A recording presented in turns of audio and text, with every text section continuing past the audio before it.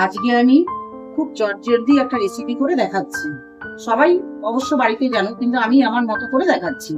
দেখো, পোস্ত দিয়ে আলু ভাজা। আলু আছে, ছোট ছোট করে কেটে রেখেছি। এখানে পোস্ত আছে, আর এখানে কাঁচা লঙ্কা আছে।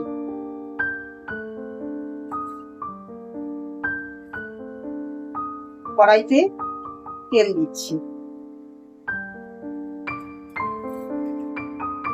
পরিমাণ মতো তোমরা তেল, নুন যা লাগবে দিয়ে নেব।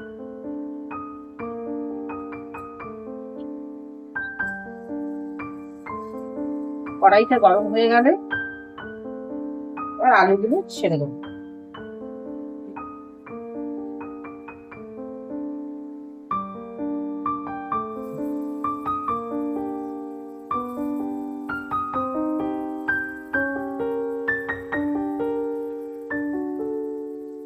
পরিমাণ দিচ্ছি, এবার সামান্য একটু হলুদ দেবো।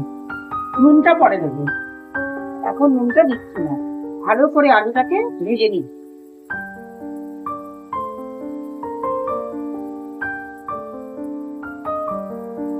ভাজা হয়ে গেছে, এর মধ্যে একটু সামান্য তেল দিচ্ছি।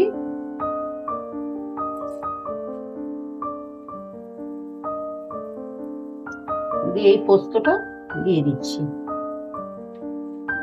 3 চামচের মতো পোস্ত আছে, ছোট চামচের। একটু পোস্তটাকে এভাবে একটু একটু ভাজা ভাজা করে নিচ্ছি। আর তার সাথে লঙ্কাও দিয়ে দিচ্ছি, কাঁচা লঙ্কা।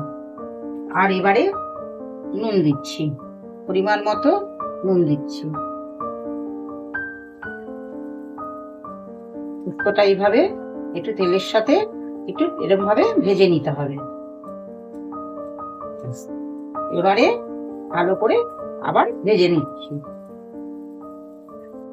পোস্ত দিয়ে আলু দিয়ে ভাজা ভাজা করে নিলাম, হয়ে গেছে এটা।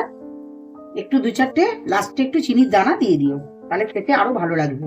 আর যে চিনি না খাও তার দেবে না। আর যদি একটু মিষ্টি মিষ্টি খাও, একটু সামান্য 2-4টে, বেশি নয়, তাহলে খেতে আরো বেশি টেস্টি হবে। পোস্ত দিয়ে আলু ভাজার রেসিপি তৈরি হয়ে গেছে।